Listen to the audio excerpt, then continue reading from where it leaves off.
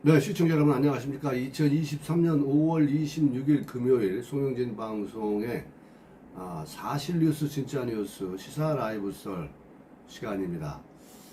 자, 우리 오늘 시청자 여러분들, 오늘은 이 후쿠시마 이 원전 오염수에 대해서 국민들이 요즘 굉장히 불안에 떨고 있습니다. 이 정치인들이나 이 정치인들을 옹호하는 이 옹의하는 이러한 사기꾼 같은 사람들이 국민들을 불안하게 하고 있습니다. 그런데 이 조선일보 칼럼을 보니까 굉장히 좋은 내용이 있어 여러분들께 함께 공유하면서 소개하려고 합니다.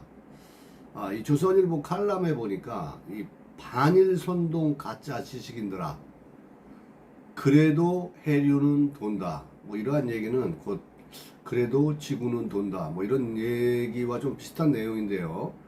자, 어쨌건 간에 지구가 태양의 둘레를 돌고 있다라는 사실을 알게 된 갈릴레이, 당시 그런 갈릴레이를 구박하던 이 키 작은 사제가 떠오른다. 이러한 내용인데요. 자, 이 결국은 이 후쿠시마 원전 오염수 이 문제에 대해서 이 과학을 알고 나면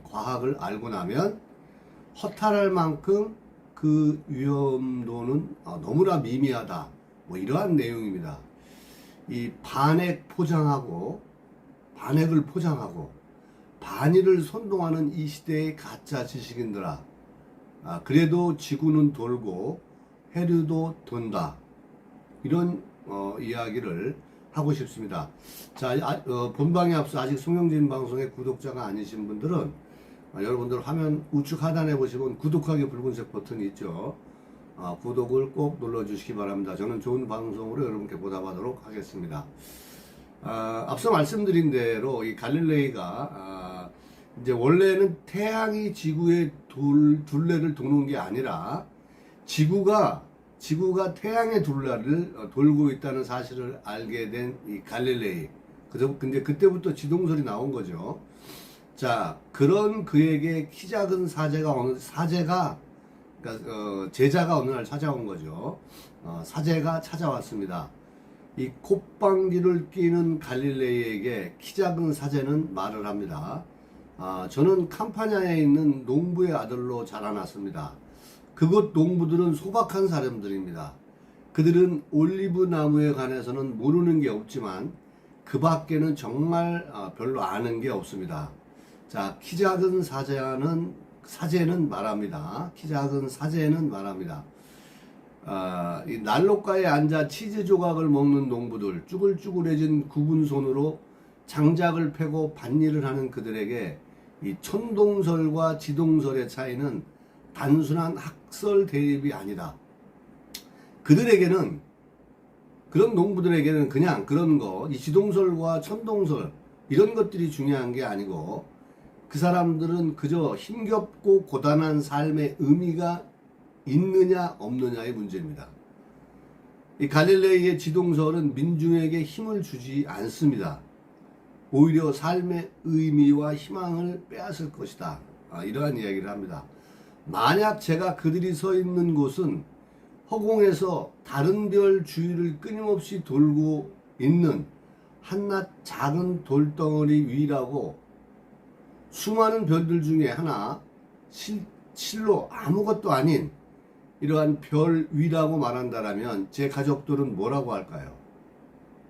좀 의미가 있는 이야기죠. 뭐 이해가 안 될 수도 있겠습니다만은, 자, 이제 와서 궁핍 속에서 그 엄청난 인내와 화해가 무엇 때문에 필요하고 유용하겠습니까?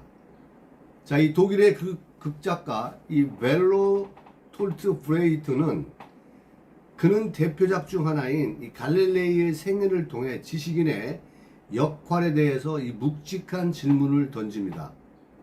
지식인은 노동하지 않는다. 생산 활동도 하지 않는 사람들이다. 대신 지적 활동에 매진하면서 이 지적하는 거, 사회의 여러 가지 이제 뭐 잘못된 부분이라든가 여러 가지 이런 부분들을 이러한 지적 활동에 매진하면서 지적인 활동을 얘기를 하는 거죠. 자, 그렇게 알게 된 진실을 대중에게 전파하는 것으로 세상에 쓰임을 다한다. 자, 지식인들에게 이 그 질문을 던지는 내용이 그렇습니다. 자, 문제는 바로 그 지점에 있습니다. 대중에게 전파하는 것으로 세상에서 쓰임을 다하는 문제는 그 바로 지점에 있는 건데, 자, 후쿠시마 오염수에 대한 부분을 지금 얘기하려고 하는 겁니다. 이 지식인들의 철석 같은 자기 확신과 달리 정작 민중들은 진실을 원하지 않는다면, 아까 농부들도 마찬가지죠. 이 과학에 기반을 둔 삭막하고 냉정한 사실 대신 그들의 가슴을 설레게 하는 이 스토리텔링만을 원하고 있다면 어찌해야 할까? 민중을 일깨우는 것은 지식인의 사명이다라는 겁니다. 고단한 삶에 대해서 그 농부들이 지동설이냐 천동설이냐 이런 것들이 중요하지 않은 것처럼, 그러나 지식인들은 노동하지 않고 생산활동도 하지 않는다고 얘기하지 않습니까? 대신 이 지적활동을 통해서, 지적인 활동을 통해서 자신들의 그 쓰임을 다하고 있는 사람들이 이제 지식인들입니다. 그러니까 결국은 민중을 일깨우는 것은 지식인의 사명이다라는 얘기예요. 하지만 그것이 궁극적으로 민중에게 더 나은 삶을 제공하기 위한 것이라면 때로는 진실을 말하지 않는 편이 낫지 않을까. 오늘날 태양의 둘레를 돌고 있다는 것은 더 이상의 논란의 대상이 아닙니다. 심지어 교황마저도 1663년 갈릴레이 재판에 대해 사과와 반성의 뜻을 밝힌 지가 오래됐습니다. 자, 그렇지만 이 프레이드 위트가 극적으로 형상화한 이 대립구도는 여전합니다. 자, 엄연한 과학적 사실을 감추거나 말하지 않는 사람들, 대중에게 올바른 정보를 전달하는 대신에 대중에게 듣고 싶은 이야기를 떠들어대는 것이 옳은 일이라고 믿는 키 작은 그 제자들, 그 사제들, 이 버젓이 지식인 행사를 하며 돌아다니고 있다라는 겁니다. 자, 지금부터 후쿠시마 오염수에 대한 논란을 떠올려 보기로 합시다. 우리가 앞서 설명드린 내용을 여러분들이 이해하시면서 이 내용을 들으면 이 후쿠시마 원전 오염수 문제가 얼마나 이 무의미한 것인지를 알 수가 있습니다. 자, 후쿠시마는 후쿠시마는 매년 22테라 이 베크럴이라는 TBQ입니다. 이게 이제 이 후쿠시마 그 원전을 표시하는 단위인데, 이 후쿠시마는 매년 22테라 베크렐이라는 이 삼중수를 태평양에 발출할 예정이라고 합니다. 후쿠시마가 매년 이제 이 태평양에 방출하는 그 삼중수소를 얘기하는 건데, 이게 이제 뭐 오염수라고 얘기하는 거죠. 이게 이제 22 이 테라 베크렐이라는 겁니다. 무시무시하게 들리지만은 실상은 싱겁다 못해 허탈합니다. 여러분, 22 이 테라 베크렐이라는 것을 여러분 염두에 두시면 좋을 것 같습니다. 그런데 여러분, 매년 대기권 속에 5만에서 7만 이 테라 베크렐의 삼중소가 생성되고 있습니다. 대기권에서만. 이 태평양에는 그 이미 활동량이 300만 이 그 테라 베크렐 이 삼중수가 존재하고 있다는 겁니다. 자, 후쿠시마 원전 오염수는 여러분들, 이게 가장 중요한 부분인데, 우리나라가 정말 우리나라 지금 민주당이나 이런 사람들이 하는 모습을 보면 참으로 안타깝습니다. 우리가 이 사람들한테, 민주당 사람들한테 선전선동에 넘어갈 필요가 없어요. 강우병 파동 때랑 지금 똑같습니다. 자, 이 후쿠시마 원전 오염수는 캐나다와 미국을 먼저 향합니다. 그리고 난 이후에 태평양 연안을 한 바퀴 돌아서 후쿠시마로 돌아오게 되며, 그나마도 해류의 영향으로 대한민국은 거의 오지도 못합니다, 지금. 이걸 설명하는 사람들은 민주당 내에 아무도 없어요. 그냥 후쿠시마 원전 오염수 생선 문제 이런 것만 지금 프레임을 씌워가지고 대한민국 국민들을 선전선동하고 있다는 거예요. 후쿠시마 원전 오염수가 이게 그 매년 일본이 22테라 베크렐이라는 이 삼중수를 태평양에 이제 방출할 예정이지 않습니까? 6월부터 7월부터. 자, 여러분, 그 2018년 기준으로 우리나라 고리원전 매년 동해에 50 이 테라 베크렐이라는 이 삼중수를 방출해 왔습니다.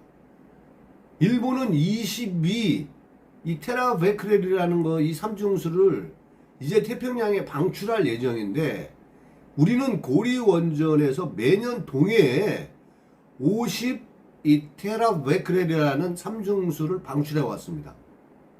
근데 우리 바다가 방사능으로 범벅됐습니까, 여러분? 민주당에서 한번 이재명 네가 얘기를 해봐. 자연 스스로 만들어내는 방사능에 비하면 미미한 수준에 지나지 않는다는 이야기입니다. 지구가 태양의 둘레를 도는 만큼이나 이론의 여지가 없는, 이거는 과학적인 사실이에요. IAEA 국제기구의 이러한 조사도 지금 믿지 않고 프레임을 씌워서 오로지 이 우파 정부를 몰아내기 위한 이 민주당의 술책에 놀아나지 말라는 얘기입니다.